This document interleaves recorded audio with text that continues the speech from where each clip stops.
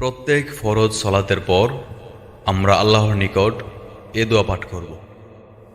আল্লাহুম্মা আনতাস সালাম ওয়া মিনকাস সালাম তাবারাকতা ইয়া যাল জালালি ওয়াল ইকরাম। اللهم أنت السلام ومنك السلام تباركت يا ذا الجلال والإكرام.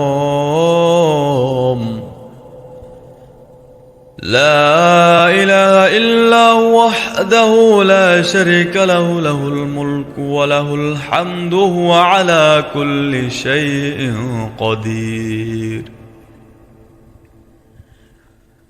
الله لا إله إلا هو الحي القيوم لا تأخذه سنة ولا نوم له ما في السماوات وما في الأرض.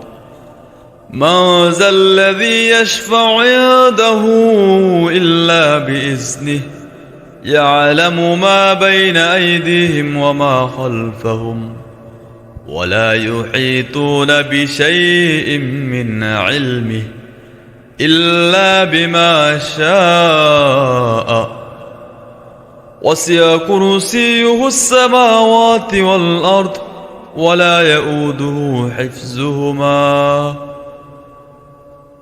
وهو العلي العظيم.